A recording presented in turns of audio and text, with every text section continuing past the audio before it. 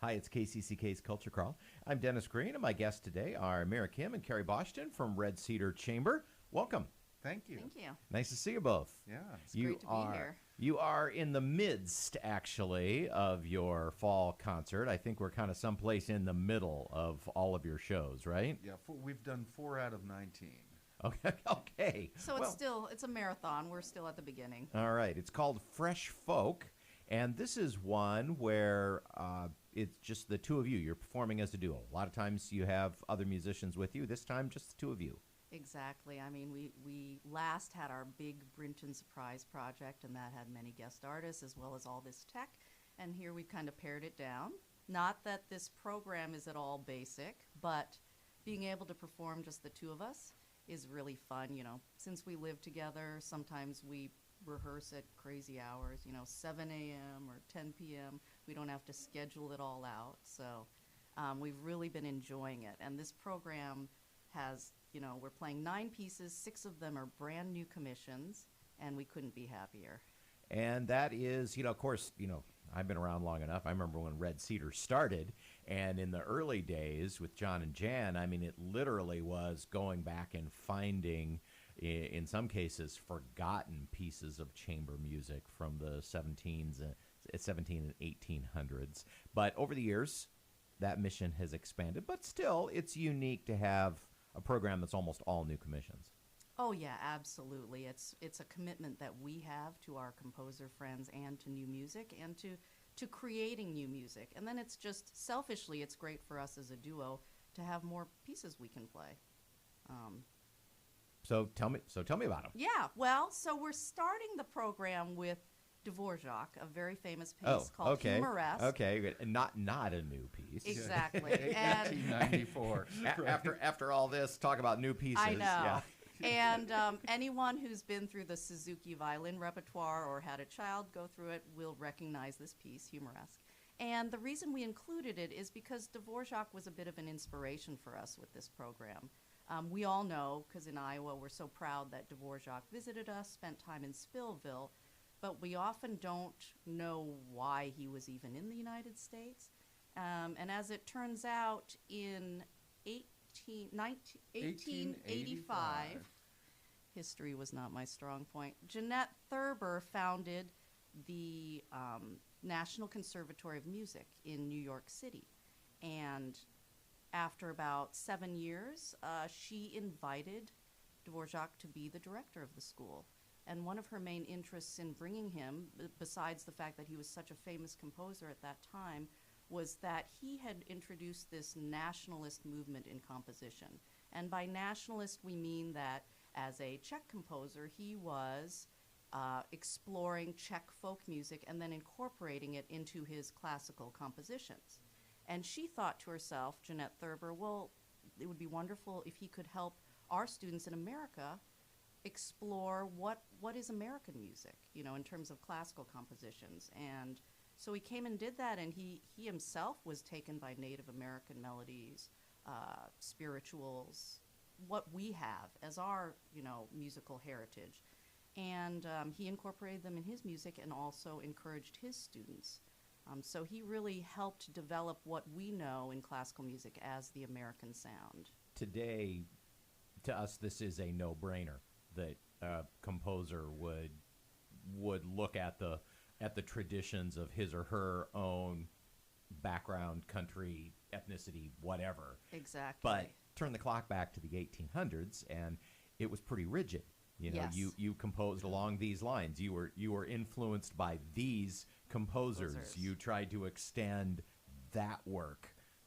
It was a lot like I'll take this back to KCCK about jazz, which did not was not thought of as a serious discipline for the first 50 years Yes. With of the its most existence. amazing musicians and composers and arrangers and everything, So in addition to what he did in Spillville, so that we kind of claim him as an honorary Iowan, that was talking about bringing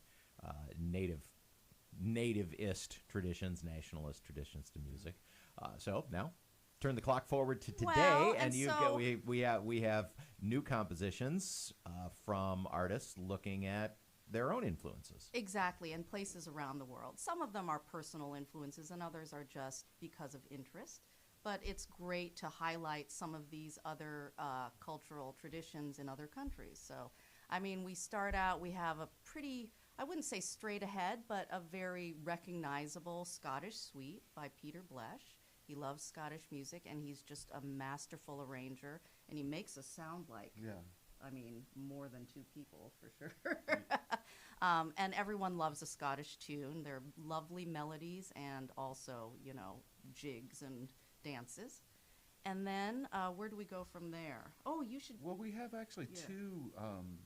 You know, of the six, the Scottish is the most traditional, and then we have two really kind of minimalist pieces. One is by David Mackey, who's at Northern Illinois University, and he was a college buddy of mine, and he's a Finnish descent, and you know loves his saunas and ice baths.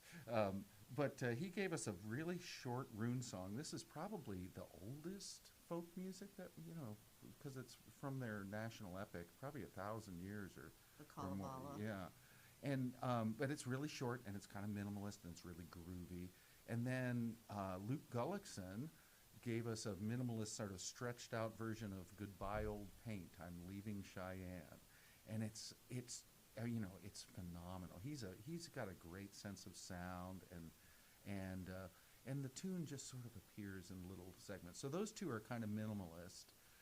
And then we have a really cool original composition in the style of Brazilian choro by Hirono Borter. And she and her husband are a duo, violin-cello duo. They were in Decorah, Iowa, but now he's on the faculty at Waco. So we're excited because she's written a lot of like tangos and, you know, she's done a lot of really cool arranging, but she wrote us this original choro called Train.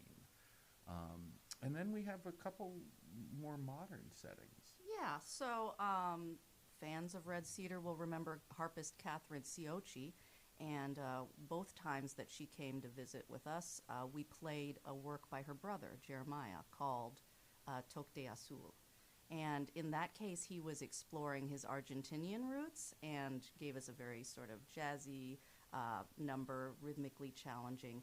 In this case, he also has Filipino roots. So he wrote us a piece called Limang Tema, which means 5 themes in Tagalog, and he used Filipino folk music. Some of it is dance music. They have a tradition of this bamboo stick dance where they bang bamboo sticks on the floor in these patterns. Dancers are weaving in and out of them, kind of like double jump rope, you know what I mean? So that's really beautiful, rhythmic. You also hear plenty of nice melodies, probably due to some colonialism in the country, but it's a really challenging work, fun work. You know, so many of these works combine both beautiful melodies and driving rhythmic passages. So it's really fun for the listeners. And then we finish off the concert with A Culture of Courage by Stephen Cohn. He was our composer in residence from 2017 to 2019. Wrote us some amazing works such as Love and Life and others. What was the other one? Curfew Must Not Ring Tonight. Curfew Must Not Ring Tonight, but also the clarinet piece. Yeah. And he, because he's been so moved by the struggle of the Ukrainian people, went and found some Ukrainian folk songs that are still sung today and created this sort of epic piece celebrating their courage in the face of adversity. And it's heroic, it's beautiful, and it's very moving. And then, rounding out the program, and there are a couple oldies but goodies, and by oldies, we mean they were written in 2006. You want to tell them about Yeah, again, by chamber music standards, the ink's hardly even dry on the paper. Exactly. So Harvey Solberger, who was our third composer in residence, set set these 3 Czech folk songs, really in a beautiful traditional way. But he set them. They were originally the interludes between the 4 movements of his work Spillville, which was inspired by Dvorak's American Quartet, and they're just incredible. Like 2 lullabies and this polka where we sound like a whole, you sound like drums and bagpipes. And Yeah. it's pretty cool. And then another piece that is we're really fond of is Warren Gooch's Fomanian dances, and these are fake folk dances, 3-movement work. It's the longest work on the program, and we gave its Iowa premiere About before, 20 years ago, yeah, approximately 20 years ago. Yeah, we weren't married, but it's an audience favorite. So it's really, it's a great program, and we're excited because this is an ongoing project, this commissioning of folk settings for the duo. And we're going to be doing this for several years, and we hope to really get. This is around the world, but we want to represent a lot of different cultures. It's Fresh Folk, 19 total performances as of our recording today, 15-ish. 15 more. Still to go. So we won't run down the full list because you'll be doing these in a lot of different communities. But you always end with the main concerts in Cedar Rapids and in Iowa City. So just mention briefly some of the towns that you're going to be in. Next week we'll be in Iowa City Music Study Club, Center Point, Lisbon, Hiawatha. We're also going to be in Fairfax. We have a good many senior sites, and some of those are open to the public, but it's check Every in. place, check yeah, in. every place is because different. every place is different. And then our main stage concerts Saturday, October 22nd at Mount Mercy, the Chapel of Mercy. Beautiful acoustic there. I'm really looking forward And to that. then on Sunday, October 13th, 3 p.m. at Congregational United 13th or Church- 23rd? 23rd, Yeah. sorry. Congregational United Church of Christ in Iowa City. All right. Well, as I said, there are a lot of places that you can see this concert performed in addition to those main ones, and we just hit a few of the highlights. But people can visit your website if they would like to see the full list and see where it's going to be closest for them. Yeah, www.redcedar.org. All right.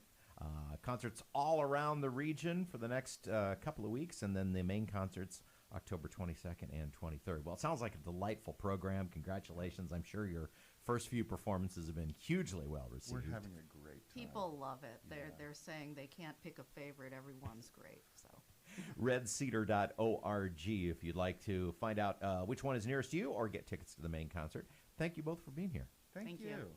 You can hear the Culture Crawl live on the radio many weekdays at 10:30, or download the podcast, watch or listen on your own schedule at kcck.org/culture, or however you get your podcasts. I'm Dennis Green, and I'll talk to you later.